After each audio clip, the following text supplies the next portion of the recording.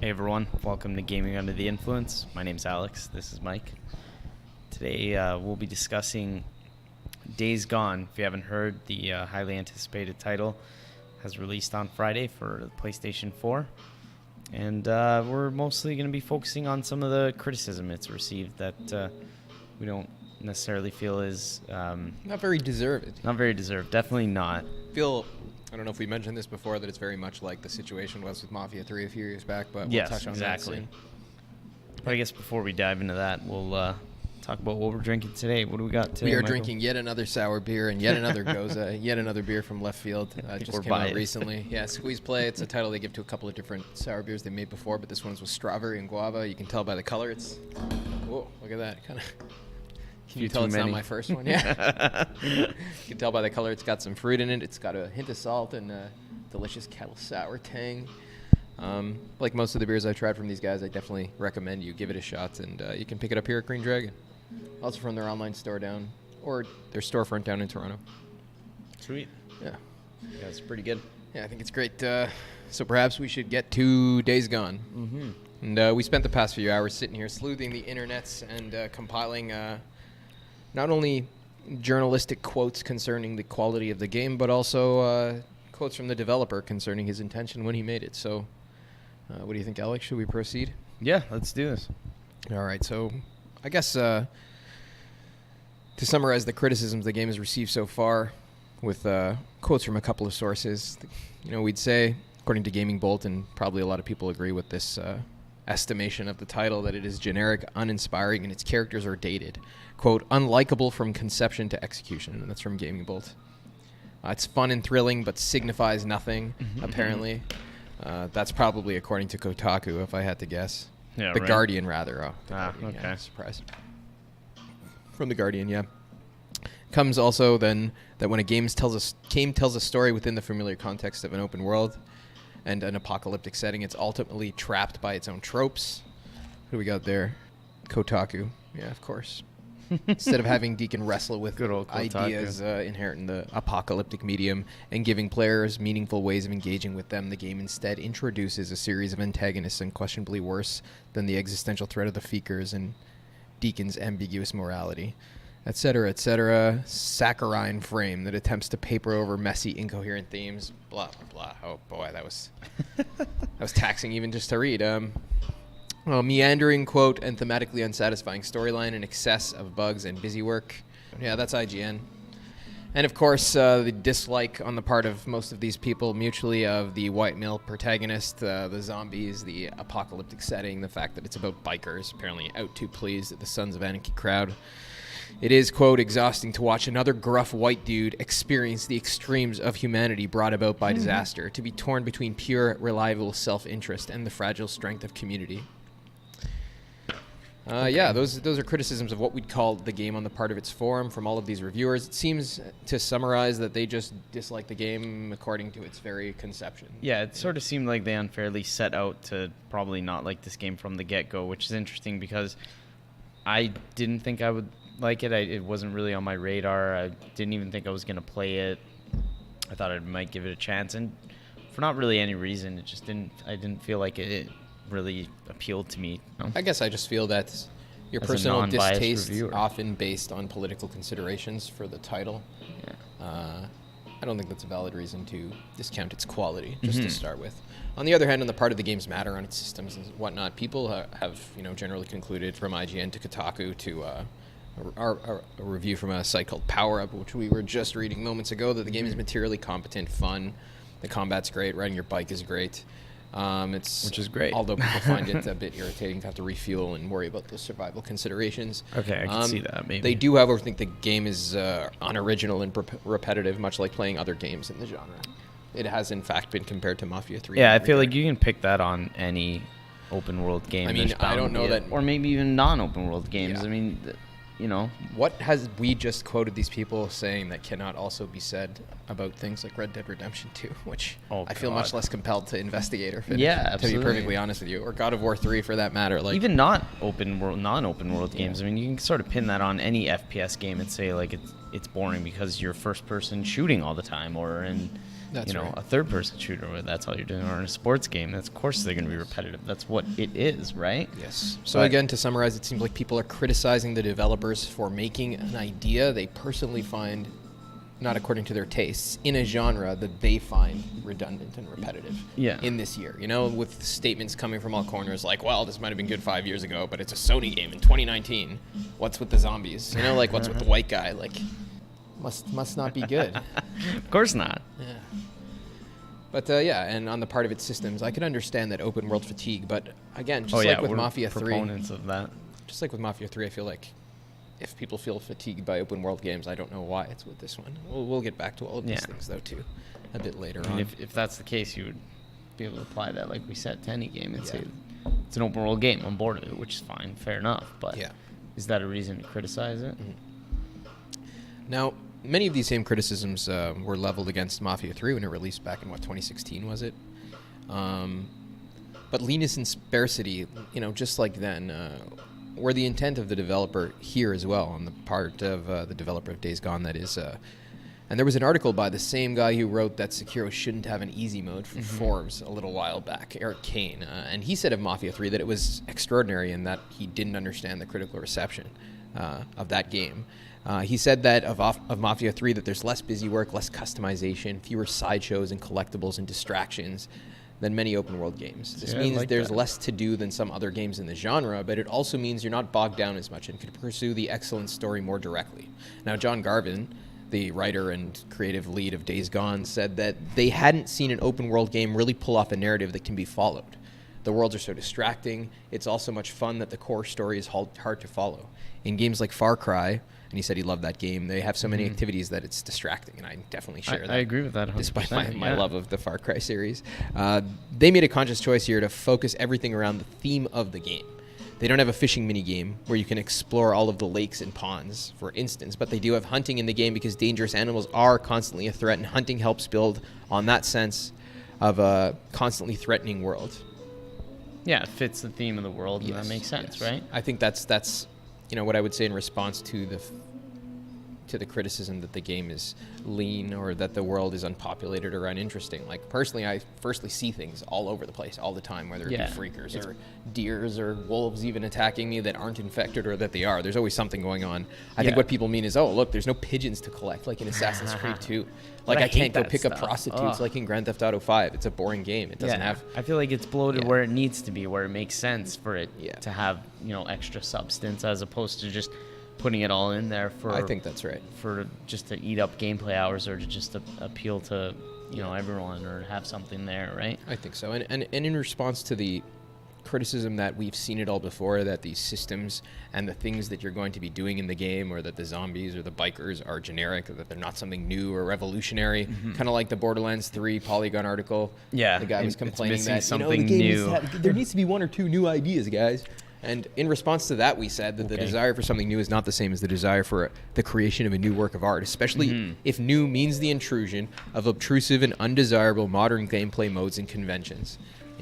It's not good to worship old or good things per se, or to be like new or like old, but it is possible for newer and older things and mechanics to be used well in producing a game in line with an original creative idea. And John Garvin, the guy we just mentioned, who is the creative lead of Days Gone, observed in one of the interviews, we'll provide a citation in the description, that he thought that nobody's ever made a biker game like this before. Nobody's ever made a game. I can't think of any aside from that GTA 4 DLC that I That's right, remember. Sure. Can you? No, I can't either. Right? A game in the Pacific Northwest with zombies that aren't quite dead, that move in like hive minds and build nests and have their own ecosystem and stuff like that. I think that's all pretty cool stuff. So I think it exhibits what Ezra Pound calls in his book, The ABCs of Reading, like mastery. Maybe they didn't create a new medium, but what they did is refine and own like the matter of the medium that they chose to make it accommodate their artistic idea, which really shines through here. Their own identity using that, right? Yeah, that's right. And on white male bikers, we have John Garvin here saying that there are separate kinds of questions. of what the gameplay has to be and of what makes the game unique. He says the character doesn't per se make the game unique because there have been tons of blue-collar characters out there. Right. There have been tons of characters that are broken at the start of the story. That's kind of what makes a story, right? It's like you really have a character who's got fatal flaws or flaws, certainly. And hopefully the story is about their redemption and watching them sort of grow and change. I think that's what almost all good stories are trying to do. He wanted the game to feature a protagonist that video games haven't seen much of before, outlaw bikers. Right. It didn't mean that he wanted to create a game about what it was like to be an outlaw biker, but rather to have an outlaw biker thrust into this situation and then show how he survives. This is him speaking now. It's like the protagonist of The Walking Dead. They don't explore the law and order nature of the sheriff. They explore what he brings to the post-apocalyptic setting, his willingness to break the law, you know? And, in that context, I don't know what you would have. Like, what kind of biker would you prefer? He's a biker in the Midwest, a dainty, America. like, purple female biker? I Just for the sake of having it. Yeah, I don't want to get into the final cause behind that Yeah. kind of thing. But yeah, I think we can dismiss that outright. Like, if people's criticisms of this game are coming from that place, then they're not in any sense objective. Like, fair enough, you don't like it, you don't want to play it, but Yeah, exactly. to besmirch it for that reason is kind of Yeah. fucking, you know, Yeah. not objective anyways, to say the least. And on to, like, more about bikers. Like, why bikers? You know, I was reading just the other day Hunter S. Thompson's book about his time spent with the Hells Angels, and he proposed that the bikers viewed themselves in that time period when he was with them as anti-bourgeois, you know, prepared for and kind of desiring the fall of that society. Just like Copeland's camp in the initial hours of the game is broadcasting radio transmissions about preventing the return of the feds. You know, Thompson on the Hells Angels. Who they really sought to offend with their persona was the squares, quote, the taxpayers, the bourgeois. They harbor disdain for the status quo and its false social structures. They don't fit in and don't care, you know? Like the character we referenced before from one of the stories, making all of the well-dressed people in bourgeois society uncomfortable with his rotten teeth. The bikers kind of translate man for the eternal with their gruffness and unwashed beards and whatnot. You will be nostalgic for my foul proximity. It made you seem to live. And I think that's kind of why the biker is suited to an open world post-apocalyptic game anyways. I definitely see the allure of that, like, archetype, you know, kind of like the modern cowboy that it's supposed to represent, both to the people who lived it and to I never thought of that. yeah, us kind of fans on the outside. Yeah, that's why it suits like a Wild West sort of Feels like a modern apocalyptic Red setting. Dead, doesn't it? Yeah, I think so. That's the biker. That's what the archetype of the biker is. Yeah. So when we're going to talk about it shortly, like, think about that idea, you know? And to return to our video last week, you know, we argue that games should be art. And insofar as games qualify as art, we should ask, did the artist successfully convey the form he conceived into appropriately proportioned matter? And was this form beautiful, you know? And I think the form, undoubtedly, like we just mentioned, is the theme of outlaw brotherhood amongst these bikers. And John Garvin, again, he said, we're huge fans of Sons of Anarchy. And I really like the idea of exploring characters in this culture, not because of violence and criminality, but because of the relationships between Jax and his close friends like Opie. Kurt Sutter, the writer, I think, did some really amazing things with this, you know? He wanted to explore the natural congruence between outlaw biker culture and an apocalyptic setting, outlaws in a world where law has fallen apart with, like, deep bonds of brotherhood that would keep them together in all of the shit, as they call it, right? But the game appears to suggest that outlaws don't disdain bourgeois society for its own sake, nor do they relish its collapse. You know, it's about the character regaining his humanity, ultimately, as we mentioned before. And in fact, earlier in its development cycle, probably in 2016, I believe the article was from, we'll also provide a link to that, they actually changed Deacon's character. He was too unlikable. He was too pessimistic and stuff like that. And Really? he wasn't conveying, like, there was no instrumentality to his role. He was just a jerk for its own sake, I suppose. Right. He was just a greasy They biker gave that him a nobody little could bit appeal of, to. like, Yeah. a human element. They wanted to it, show right? that that was like a matter of necessity and like an accessory of his lifestyle, that attitude, but wasn't a cause in itself. The game is ultimately about his redemption and how you can find good in even the places you wouldn't expect it, like between outlaws.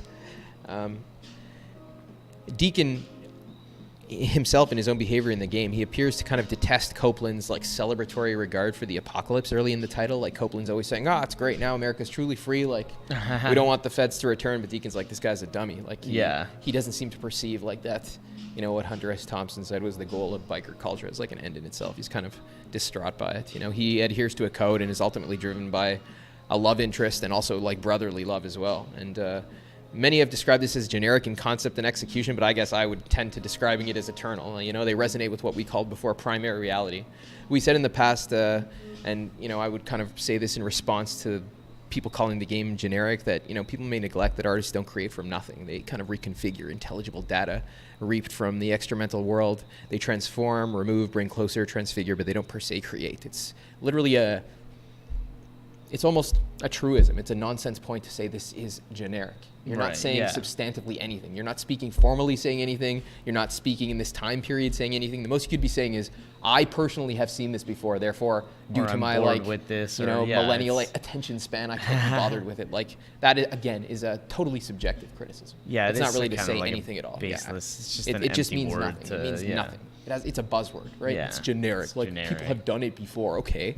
People have done literally all everything kinds of things before. And nature has done it before them. Like, there's no possible original thing under the sun. Give me a break. Yeah, right. That's a nonsense point, you know? That's why Tolkien could say, again, that the primary world of elves and men is the same. Like, even something like that is not a pure creation, you know? You don't look for, like, something being novel to be made from nothing. That's not a marker of its there's quality, always inspiration that comes from somewhere, right? So you'll always be able to draw something in the real world or some sort of inspiration from where you're, you know, where the creativity comes from, right? I think so. And I think, like, this like biker theme, the biker is like the modern outlaw cowboy, like, kind of detesting the fall of bourgeois society, but not for itself, in hope of something better afterwards. Like, this, like, permeates all aspects of the, you know, the visuals and even some of the gameplay. But, like, I just thought another interesting point was that character appearance, you know, was something John Garvin was questioned about before the release of the game. And he said, and we're not going to let people change the character, though people like to, you know, like, do so in their games. We're not going to let people make a silly mess of our character. Like, his appearance represents his identity, just like a real biker. He's proud of his cut. He wears it constantly, even after the end of the world. And he's actually mocked early on in the game by a character called Alkai, I believe, in the second camp you come to. He's like, why are you wearing your stupid vest? Like, none of that matters anymore. But he's like, it's his colors. That's part of what he is, right? It's part of his identity, right? An essential component of the game. And, like, just as I argued in the past that difficulty settings are kind of like a point of formlessness in the game, like drastic, I think, aesthetic alterations to the character, permitting that, I would definitely argue, is a point of formlessness too. It is a video game after all. The aesthetic is very important.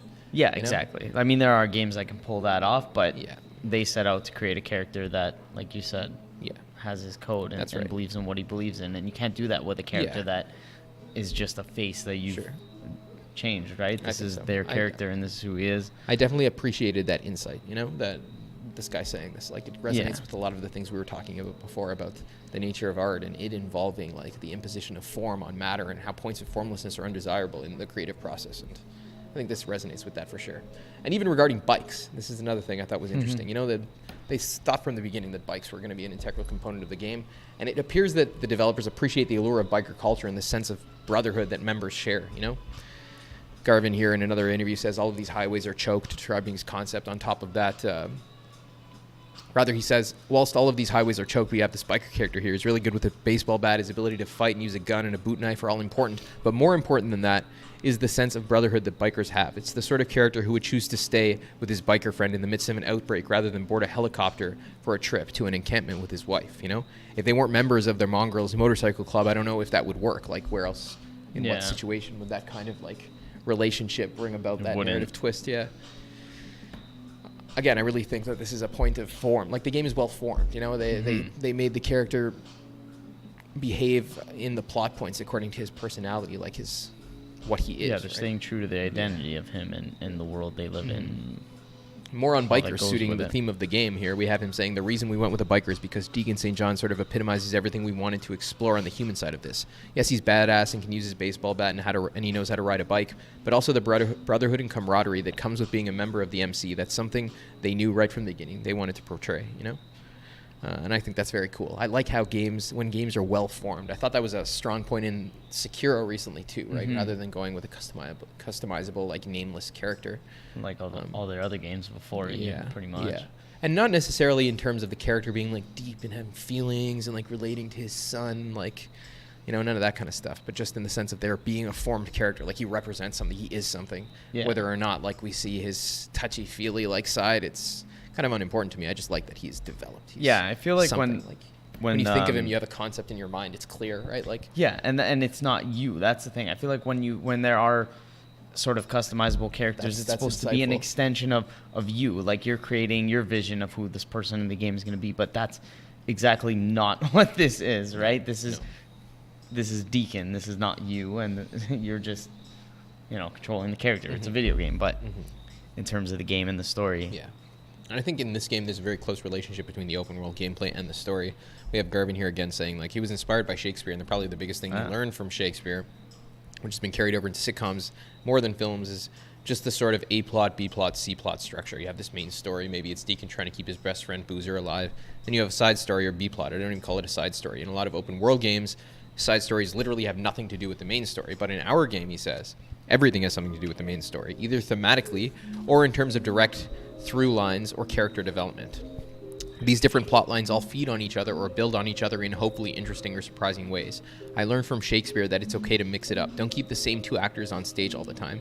Make sure there's something else going on. Let some of your characters be more humorous than the more super serious ones or whatever. I think that's something games could do more. Yeah, this is one I really liked. Yeah. That was cool.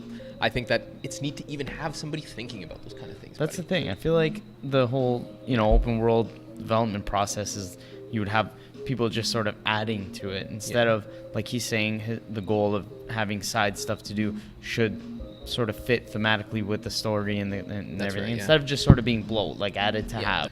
So a lot of people have criticized the game as exhibiting this kind of boardroom style design, all of these elements cobbled together from popular properties, but in effect, everything was as an actual matter of fact, most of these ideas came from the mind of a single guy, John Garvin, but also Jeff Ross on the term of the systems and the mechanics. He says here, a lot of ideas came from me, I suppose, certainly all the characters and so on, but the game does not exist without the game, and that all came from Jeff. In terms of clear demarcation of anything that has to do with playing the game, holding the controller from second to second, that's all Jeff Ross. The mechanics and skill trees and the way the weapon wheel works, survival mission, that's all Jeff. He's got a huge team of designers individually working all of this stuff, etc. But in talking about himself, that's pretty interesting. The script, that all came from me, and all the characters and locations and a lot of the missions. Honestly, I think that's one of the neat reasons you'll find when you play Days Gone, and if you play any of Sony Ben's games. I'm a huge gamer, but I also have a master's degree in English. My background is in Shakespeare. I was really able to, early on, bring this sensibility to the creative process. Like, why don't we bring our inspiration from this instead of from a game? We'll take our inspiration from a book, a TV show, and combine things I haven't seen done in games before. I think that's my part of it. So, at least this guy sees himself. So, the exact opposite of what you're saying. The opposite of that, boardroom game. Perhaps he was certainly inspired by a number of different things, which he says he was. But I said, inspiration draws from all kinds of places. Yeah, just to reiterate, that's just taking matter for your creation. If you adequately impose a form that you have conceived upon that, an original one or unoriginal one in terms of whether or not it resembles other things, that's insignificant, right? The point was it was born in your mind, it's beautiful, and you adequately composed it, And I guess, we're going to conclude shortly, I believe the game does this so far based on my experience with it. Maybe just to, say a few more words on the Pacific Northwest setting and bikers. This guy again says that he had this core concept of an open world set in the Pacific Northwest in high deserts. And he thought, okay, the motorcycle, that hasn't really been a focus of games in the past, which I agree with to my own experience. And we have a bunch of the guys in the studio who ride bikes. So that became our original pitch. Hey, an open world game with a bike and the undead. Except they weren't the undead. They were freakers. You know what they remind me of, actually? I just sort of thought about, remember the Resistance games? You played those? Sort of that thing, like instead they remind me exactly of that. Yeah, they the right. Chimera. They're sort this of guy like worked on a Resistance game for PSP. Oh, that's right. Yeah, the PSP one, Retribution. I'm not surprised that inspiration came over, but that's exactly what they remind me of. Yeah, they're not like your behavior. They're not sort of cliche, typical zombies. Like they're not really undead. They build nests and have a social structure and stuff. There was a part of the quote too. I'm not sure if it comes up later, but where they're not so much like how zombies sort of just they feed off of humans or eat their brains or whatever, turn them, but. It was, I was reading that they're sort of just trying to kill everything. Mm-hmm.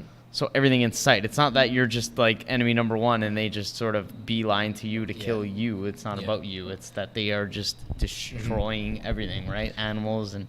They also have behaviors like in groups, right? They exhibit a sort of hive mind behavior, and like he was saying, John Garvin there in the interview we watched moments ago, you can like stake out the the habitats of these large groups of 400 plus freakers, and you can kind of camp outside, and a whole day or night can go by, and you can watch them go out as a group and leave their cave and go to their watering hole. He said each horde has its own watering hole, its own like place in the ecosystem and what it feeds on and stuff like that, and it goes back and forth at night, you know. So that's pretty cool. It's well done, and I think there's a secret ending where you find out like the nature of the, you know, freaker outbreak, and perhaps it has like a resistance like twist based on a bit of spoiler knowledge I have that I won't disclose here, but it's pretty cool. And another article I read recently, which I thought was beautiful, about Days Gone and people's opinion of it as generic. This guy was describing the wilderness of Oregon depicted in the game, and he says the untouched wilderness of Oregon can't be experienced by everyone, and it surely won't last forever. So while you may look at Days Gone and see a generic zombie survival shooter, the story within Days Gone, which promises to be about love, loss, and camaraderie, is inherently effective against the authentic likeness of the Pacific Northwest, an authentic likeness of a place I call home, this guy particularly. So that's a nice thing to hear from somebody from the area. Yeah, exactly, right. Who appreciates the depiction of the world in the game.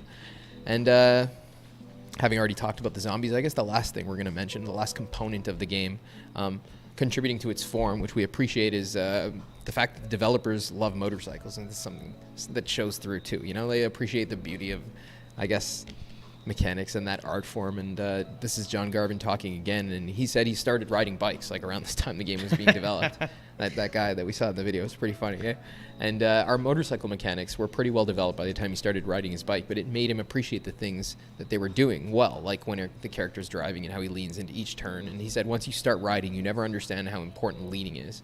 You're leaning instead of steering. So I think that we really capture that in terms of visual fidelity, and it lends an air of authenticity to the whole thing. You know, it's like, I guess in bringing this up, I just wanted to show that none of these are throwaway considerations. The game is well formed. Like, all of these are well considered, and like they come from a place of passion. Exactly, like, it's nice to see, love, right? That they're putting in these ideas because it's something that they love and know. That's the important thing, right? It's not. I found myself like rooting for this game from the get-go because of that like evident like authentic like love on the part of the developers for what they're doing, and also they're kind of like underdog status. Like they haven't made any big games since PS1. They've been doing these, I think they were making Vita titles earlier, like you said, that they also did that PSP Resistance game, and they won like the ability from Sony to make an original IP for having performed well on those titles. Kudos to Sony for giving these devs that's a cool. chance, I like right? that. I like everything about I like everything about. I didn't that know story, about all this stuff before the game came out, and I wasn't. Yeah, like me I neither. said, it Actually, wasn't on my radar. Me neither. Yeah, but we gave it a shot, and I mean, I'm only 2 hours in, but so far, so far I like it, and I'll keep going and see what it's like. I think so. Fun. It's very good. Yeah, man. It's very good. We're going to provide this, maybe the text of this, so you guys can read all of these quotes yourself and really come to your own conclusions about the artistic intent behind the game and the realization of that intent in the gameplay as matter. But I guess to conclude, we can say that we believe, you know, the form of this game is beautiful based on all of these things we said and our own experience with it, of course, so far. And we believe this form is also entertaining the mind of artists with a genuine love for it. And definitely, again, our experience corroborates this. You know, my maybe 15 hours with the game or so. We can agree with IGN's assessment as well, having touched on all this formal stuff, that the general material components of the game are competent. Like, the systems are competent. Everything is pretty good. You know, just to read briefly to you from that, the game just feels good, you know, from the get-go, according to Lucy O'Brien, who reviewed it in IGN. Your bike is your constant companion, and it handles well, she says. It feels great to ride, especially after several damage-absorbing upgrades and the addition of power-boosting nitros. If all else does end up in a gunfight, there's even more fun to be had. Guns and crossbows in Days Gone feel mostly good to use, and there's a lot of satisfaction to be gained by clearing out clusters of enemies. She says melee in particular is weighty and a bloody blast. The crafting system is Days Gone is based on found objects being combined with other found objects, and there's crunchy satisfaction to be found with combining together a baseball bat with a saw blade and killing an enemy with a single hit. Reading that makes me actually think the person who wrote that really did like the game.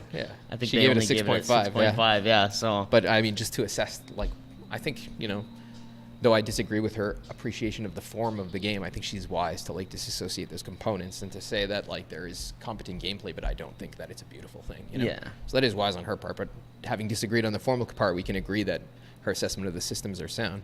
And I guess I personally am tending towards this belief that the negative press surrounding Days Gone is the result, first and foremost, of this subjective distaste on the part of the game's journalists for its very concept, you know? Mm-hmm. The depiction of a white male protagonist and blue-collar attempts at eternal themes like love and brotherhood rather than whatever else you might imagine in this day and age.